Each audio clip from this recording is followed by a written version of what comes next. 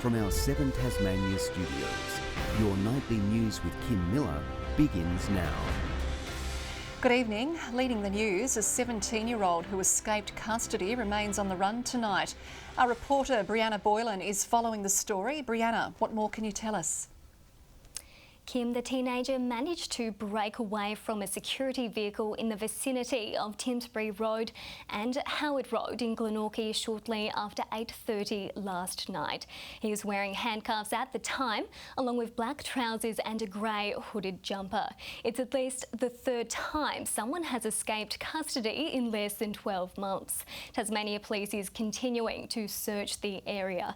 They say he's not believed to be a threat to the community. However, anyone with information is urged to come forward, Kim. Okay, thank you very much there, Brianna Boylan. Well, the state government is making moves to ease Hobart's traffic gridlock. It's funding 3 park and ride facilities, hoping it will lead to fuller buses. Looking to fill buses and bust congestion, Crown land at Rokeby will become a park and ride facility. There's been fantastic growth, significant growth here. A lot of people do commute for work, and I don't see that changing anytime soon. Even small percentages of people doing that can actually lead to a major travel time improvement. $20 million funding this park and similar ones at Claremont and Midway Point. It follows the opening of 2 others south of Hobart. The state's Transport Minister and Keeper of the Coffers ruling out cheaper fares as further encouragement. We're actually providing these facilities at taxpayers' expense of about $20 million, but also you'll be saved the cost of parking in the city. An underground bus mall was a key component of the Liberals' 2018 election campaign. It's not going to be revived, but there's a hint that some kind of public transport infrastructure will be funded soon. We're working with the Hobart City Council on a model that we think is very innovative. We're looking at a particular asset. People in Hobart are sick to death of the talk about transit centres and underground bus malls. The government's had 10 years to sort out public transport in Hobart. Transit officers have been back on buses for 3 weeks now, and the Minister says it's led to an improvement in antisocial behaviour. They're here to stay and will soon have greater powers to remove offenders. Josh Duggan, 7 Tasmanian News. The Firefighters Union has accused the state's work safety regulator of incompetence after a court threw out another Worksafe Tasmania determination today. The union says it's the 6th time in recent months Worksafe inspectors have been overruled by the legal system. Union organisers claim the ruling shows the workplace regulator is dysfunctional. It's a pretty embarrassing record to have the health and safety regulator be told that they've made the wrong call 6 times over 6 months. The union claims the basic health and safety rights of workers are at risk by decisions made without consultation or by what it says is a bias in favour of employers. A coronial inquest has begun into a helicopter crash which killed a well-known and highly regarded rescue pilot. Roger Corbin died during a training exercise at Hobart Airport in November 2017. The pilot he was instructing at the time was seriously injured. A Transport Safety Board report in 2020 found the helicopter was rendered uncontrollable when it took a high hover approach in crosswinds. The inquest before Coroner Olivia McTaggart will continue until Friday. A common assault charge against Hobart Lord Mayor Anna Reynolds has been dropped by Tasmania Police. The charge related to an incident with now Councillor Louise Elliott at a public meeting last May. Police say their principal legal officer reviewed the file, including additional witness statements, before making the decision. As Tasmanians prepare to mark ANZAC Day tomorrow, a 23-year-old will pay respects to his Vietnam veteran grandfather in a big way. At 6 a.m, Jacob Morris will start a gruelling walk from Launceston to Latrobe to raise funds for the disease which took his grandfather's life. An 82-kilometre journey to honour a veteran and relative close to his heart. Every year I'd go up to Latrobe since I was about 8 or 9 and march with him in the ANZAC Day parade, and ever since he passed away I just haven't brought myself to go and do it. Jacob will walk from the Launceston Dawn service to Latrobe Cenotaph in memory of Rodney Sheehan, who died from cancer 2 years ago. He has fond memories of marching with him each year. Some of the stuff he would tell me was just about some of the fun times that he had with his mates. You know, like the camaraderie over there between them all was unreal. Jacob using the walk to raise funds for cancer treatment. It comes as sub-branches across the state add the final touches to dawn services and marches. RSL Tasmania expecting large crowds after 3 years of pandemic restrictions. We're expecting to have thousands turn up for tomorrow's service. We encourage all people to attend their local services and to attend the main service here in Hobart. With many veterans getting older, the RSL says it's up to the next generation of ADF personnel to keep the ANZAC spirit alive. The next generation of veterans are coming through and we're seeing that they are taking up those roles of previous veterans, so it's very encouraging. One of them is St Helens woman Hunter Westbrook, selected by the ADF to go to France this year for ANZAC Day ceremonies. It just makes us proud that Hunter's got to go over there and represent not only herself but for her country. Hunter took the opportunity to visit the grave of distant relative Victor Westbrook, who died while in battle in France at the age of 23. Both of Hunter's parents are proud of her inclusion and role in the ceremonial Federation Guard, with the 24-year-old also set to be part of the proceedings for the King's coronation in London. For Hunter to be there as a peace ceremony, it's just, really wonderful. We're very, very grateful. A full list of services can be found on RSL Tasmania's website. Mark Zita, 7 Tasmanian News.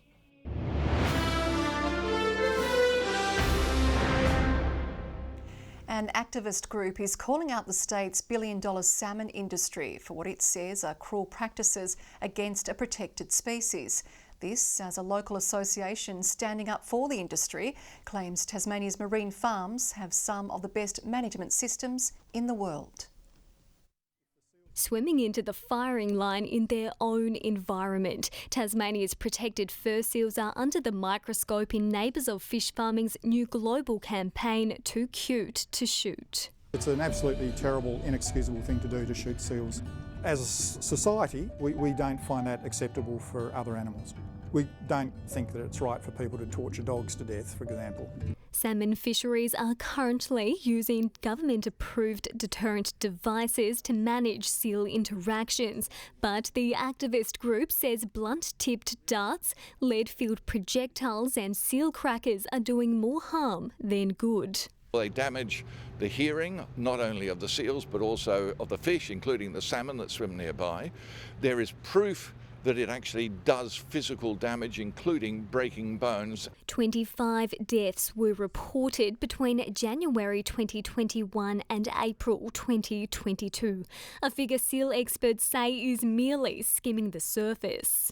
They've had 40 years to build infrastructure which will protect their workers and prevent the seals from being able to break into the nets or climb onto the actual structures. Tasmania's Salmon Association denies the claims, stating the industry takes the protection of its wildlife very seriously, investing more than $100 million into world-leading wildlife excluding pens, significantly decreasing interactions with seals. Meanwhile, the Department of Natural Resources and Environment says strict restrictions are in play to limit who can use a deterrent device, with marine farm operators required to submit summary reports about seal mortalities and injuries each month. Brianna Boylan, 7 Tasmania News. The state's junior basketball competition has adopted the Jack Jumpers name in what athletes say is an encouraging pathway to the big league. Participation numbers are booming in the sport, but more playing resources are needed to continue the momentum. Getting in their final hoops before they hit the floor for round one, the grit of the contest drives these basketballers. Love how competitive it can be, playing with mates you know and playing against them with them. Excited to play against other good people, have a good challenge. The young guns will play under the new Tasmanian Jack Jumpers Junior League banner, marking a new chapter for the sport. It's about support for junior basketball in Tasmania. We've got an enormous opportunity at the moment with the growth of the game to capitalise on that and get more kids involved and playing in basketball. 200 teams will make up the fixture with a goal to inspire upcoming talent to achieve their sporting dreams. To aspire to be better in your sports and have the Jack Jumpers as kind of a focal point is obviously quite humbling and very nice for us. Participation is up 15% on the previous year, but Basketball Tasmania says they need more courts and resources to keep shooting goals. There's about 16 courts in the pipeline. The sooner we can get those developed, the better. And in the meantime, we'll be exploring every possible avenue we can to access school facilities. As the green spirit continues to take hold of aspiring athletes right across the state. It's been an amazing 2 years, and I think there's still a lot of growth yet to be done. Grace Evans, 7 Tasmania News. Kingborough isn't ruling out Glenorchy's ability to dominate the contest ahead of their ANZAC Day clash in the TSL tomorrow. Both sides will have a final training run tonight as they prepare to battle it out for a special day of football. We haven't got the right to come into a game and not prepare properly. Like it's, you know, you prepare for round 3 the same as you prepare for a grand final, and that's our mindset and our mentality every week. If we can limit their balls out of the middle and try and put some pressure on them, and when they're going forward, make sure that their ball movement's pressured and they don't just have easy footy through the middle. You know, that'll be a couple of key points for us. Lauderdale and North Hobart will also take to the field tomorrow. Riverside Olympic has secured its first win of the NPL season, scoring after just 5 minutes on the pitch to shore up the 2-1 defeat against Launceston United at Birch Avenue. Red Hot import Andre Chamuska came out firing to strike the first goal. League, it's a little bit different of Europe, you know. The football is different, it's more physicality. But the club's coach is already turning his focus to the next match and continuing momentum in the playing group. We have an objective, and this is Hobart United on the weekend for the cup, and we have to focus on that and forget the win and get more wins on board, and that's what we need. In the WSL, the match of the round saw the Clarence Zebras turn it on in front of a home crowd to put 5 goals past the Devonport Strikers, with the visitors unable to match their pace. Jack Jumpers head coach Scott Roth has given an update into where the club's development player contracts stand for the upcoming season. He confirmed an offer will be put forward to Burnie star Trey Armstrong and Devonport's Kai Savage, with interest also there to see New Zealander Walter Brown return to the squad. We'll offer a contract back to Walt Brown, who I really think is going to be a heck of a player at some point or another for us. And we'll see what kind of answers we get back in the coming weeks. Discussions are continuing with creative point guard Sean McDonald on his future in the team. Good evening. A clear day in Hobart and 21 today. Launceston a tad cloudy and 20. Devonport 18 and Burnie 19 degrees. Campania and Friendly Beaches the top with 23. Most temperatures sat between 2 and 4 above average. Flinders Island and Bushy Park 22. St Helens and Grove 21. King Island and Strawn 19 degrees. Butler's Gorge the overnight low with a pretty chilly -3. Patches of low-level cloud developed over northern and western Tasmania as clear skies were prevalent elsewhere. More low cloud over eastern Australia and a frontal system moves over southwestern WA. Tomorrow that frontal system and low pressure cell moves south of WA and tracks over the Bight.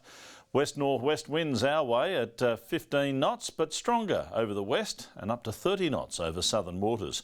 So we do have a strong wind warning there between Tasman Island and Low Rocky Point for those west-northwesterlies. Hobart, a top of 21 and mostly sunny for ANZAC Day, 20 for Adventure Bay. Tarraleah, mostly sunny and 19 degrees. Not too bad right around the state, in fact. Launceston sunny and 22, 20 the top for Devonport and Bridport.